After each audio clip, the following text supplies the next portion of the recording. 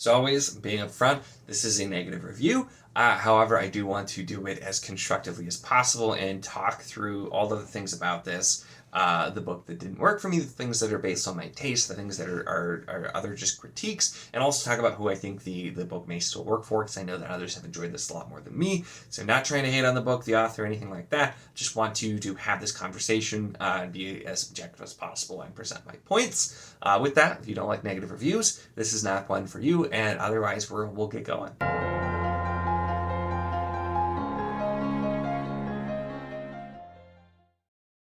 Hello and welcome to my channel. In this video we're going to be talking about Renia by Karl Forshaw, and this is the first book in a series that's going to be that's ongoing called Luna Ruinum, if I'm saying that right. Ruined Moon. So, you know, this sounds close enough with the the Latin sounds there.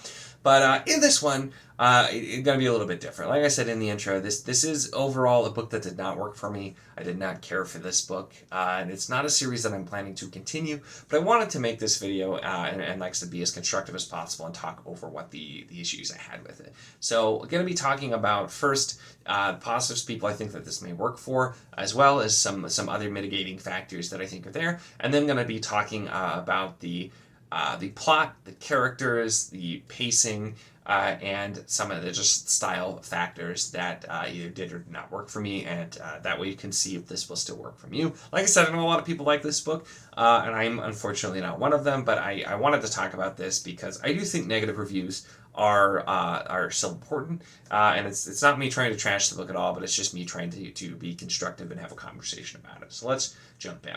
So first of all, this feels like a very character-centric book. I tend to really enjoy world building as one of my favorite things. I know that's not super common. I felt like I would have really enjoyed to get more world building about this world. It does feel like this is going to be one of those books, though, that's intended as like the stepping off point. And that a lot of this is just getting things in place to actually continue the series. So I imagine there will be more with that, but that's something I would have liked to see. So that's a very just personal taste thing. I like more world building. We're set up with some interesting bits because our world here, there was a catastrophe where like the moon crashed down and destroyed the civilization that lived there before, and so like a new civilization has been on the rise, and there are these stones that are kind of remnants of that civilization that people go and search for. There's a whole area in the wastes where people are going and trying to find them. They're required to turn all of them in to the leadership, and then we get some glimpses that they're going to be involved in magic somehow with that as well. And our main character Renia is, we start with her being working as a scribe, but then we get flashbacks alternating about her past that involves her father, who was one of the people who was searching for these stones. And so that kind of idea, the moon following the ancient civilizations, that's something that I found to be interesting. It's part of the premise that I was really curious about, and I felt like I didn't quite get enough of that for me. But like I said, I also know that a lot of people are not. They don't like the books that are just like really world building, and they're more focused on the characters. I'm guessing that most people who really enjoy this are going to be people who did connect with the characters. And if you are into a character focused story that has a wide cast and is focusing more on those characters than the world around, or even like the plot as well, I think if you're a character-focused reader, I think this is more likely to work for you than it did for me. And so that's something that I do want to mention there. Now, talking about the characters, to get into why I don't think I really connected with any of these characters, is comes partially just from the fact that I've read a lot of stuff, and I know also that, because I'm going to talk about tropes, I know some people just don't care about tropes at all. It doesn't bother them if they see a trope, and you know, we all have tropes that we do like, and so this is once again something that can be a taste thing. But for me, the characters just didn't feel like they were super fleshed out, even when they were, if that makes sense, because all of the characters felt like they were just very familiar and almost caricatures of certain stereotypes, certain tropes, and that kind of thing. And so I think that's what really just kept me from being super invested in them. You know, our main character is the young person with a tragic backstory who has dormant magical powers and is going to be instrumental into something that's going to be really big for the world. Of course, we've seen that a lot. That's, you know, not even a trope that I generally dislike. We have that character.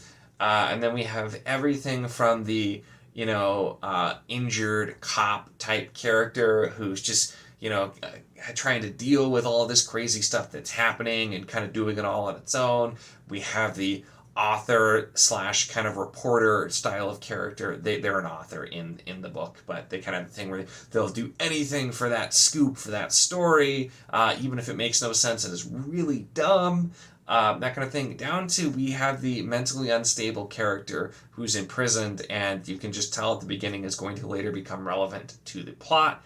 And including other characters like a bit later on, we have the really like too bubbly assassin type character, which is an odd trope that I've seen in a lot of media that I've never really gotten personally. But so we had these characters that just, they felt really familiar and they felt kind of like caricatures to me, so I didn't really connect with them because of that type of thing. It just didn't feel like these were original characters. They just felt like they were stand-ins for tropes that I've seen time and time again.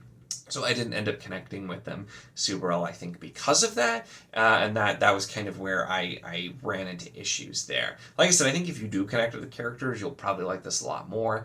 But it just was, a lot of the characters don't communicate at all. There's you get the miscommunication trope several times with these really pivotal scenes and moments for the book where if people would have just talked and not made assumptions, or just, had this miscommunication, some huge things wouldn't have happened. And it feels like that's kind of, once again, it's done to move the plot forward in the way that it needs to go. And that's something that really annoys me. The miscommunication trope, it can be done well, but it's so hard to do it well. And even if it's done really well, it's probably still going to annoy me. And here, like I said, we had a couple of times where it's just like either characters would have not acted in a rash way they would have had they communicated, or we just have some like huge things that get out of control because people aren't communicating for kind of a dumb reason, because somebody else miscommunicated on purpose for no apparent reason before, and that kind of thing. And so that just kind of did not land super well here for me. And I do want to talk about the structure of the story and the pacing as well, because that's something too that not everyone really is going to care about that as well too, but it's something that I also kind of had some issues with. And I mentioned earlier in this video that the book starts with, we're alternating timelines with flashbacks for our main character Renia when she was a child, and the current timeline now where she is a scribe. And it's done in a way that usually if you're going to do flashbacks, which I don't mind, actually. Some people don't like flashbacks. I usually don't have an issue with them. I've liked a lot of books that do that kind of dual storytelling. I didn't really have much of an issue here. Kind of the weird thing for me, though, was that the flashbacks stop about halfway. The flashbacks are, they're not designed necessarily to show, like, be related to the main scene that's happening. It's specifically, the flashbacks serve the purpose of, we need to get to this point in this character's past to just kind of show how they got there, and then they are abandoned, and we don't do any more flashbacks for the rest of the book. So that kind of felt a little bit odd for me, and it did feel like as we kind of got to this moment and we were getting into the next big part of the book, it felt like, okay, maybe this is going to be the kicking off point. And it sort of was, but it didn't necessarily feel that way because we did some other weird things with the pacing. There are several stretches in the back half of this book where the characters we're following are kind of almost just like treading water, or we're using some mechanic or thing here to make time pass by faster or slower depending on what the character's doing, where we're just like saying like, okay, we need to focus on this, so we're going to kind of ignore everything, but we're going to write it so that everything's happening here. And so instead of having that dual timelines, we just have the one timeline, and yet it feels like we're actually moving forward less in a lot of ways than we did, but at the same time sometimes it seems like we're pushing forward way faster than really makes sense as well. And so the pacing was just a little jarring at the back half. I felt like in the first half I was actually fine with it. I wasn't super pulled in because I felt like not a lot was actually happening, but then it kind of just seemed to be a little all over the place in the back half of the book, which in turn then kind of still kept me from really getting into it. The book does do, and I talked about some of the miscommunication, but it also just does some other things where characters do things that don't necessarily make sense, or that, somebody else could have told them wouldn't help or do this or that. There's a lot of things that seem to be there, like I said, for no real good reason, but just because that's where the plot needs to go. And it's also where it's kind of stops the characters from feeling fleshed out, because they're just sort of doing whatever is needed to serve the plot, and it doesn't feel like I'm getting really good reasons for why they're doing what they're doing. There's some flashes of like, oh, how are these characters in the past, and some of it kind of comes up. We do get one other character who kind of self-narrates some flashbacks later in the series or in the book as well, which I think maybe is trying to somewhat explain. But it felt like we're trying to just throw in these bits of backstories and these bits of things about these characters as needed, and that kind of just didn't feel like it was paced super well. One of the stranger things that kind of annoyed me too is there's literally a character who we do not get to know what their name is for like the first half of the book. They're referred to as a derogatory name, which is supposed to be a joke, and then we find out their name finally randomly, which doesn't really have that much of an impact. They have a really dumb name, honestly.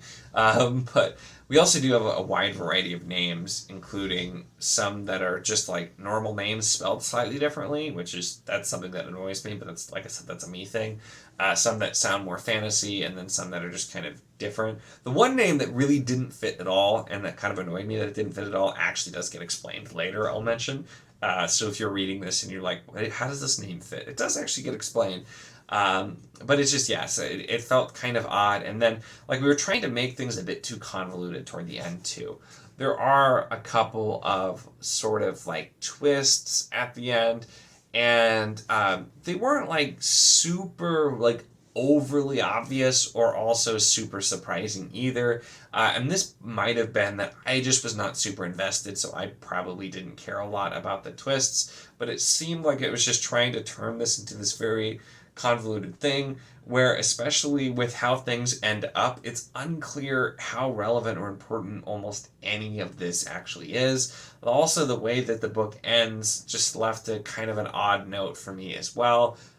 With how it was done. There's a few bits and pieces, things that are thrown in that just felt like it didn't fully come together as being very cohesive for me. The different styles of pacing and structure of the first and the second half also, I just felt like left me feeling like I never got pulled in. I never actually got in there.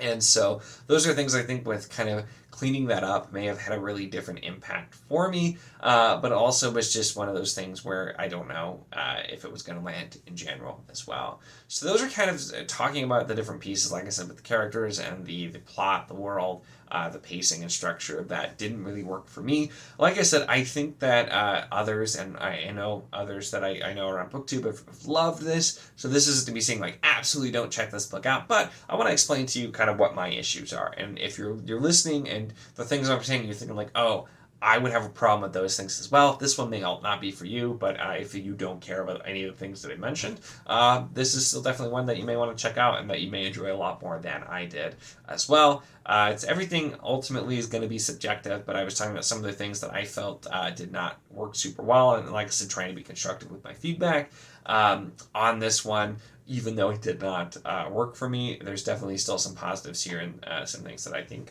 people will enjoy.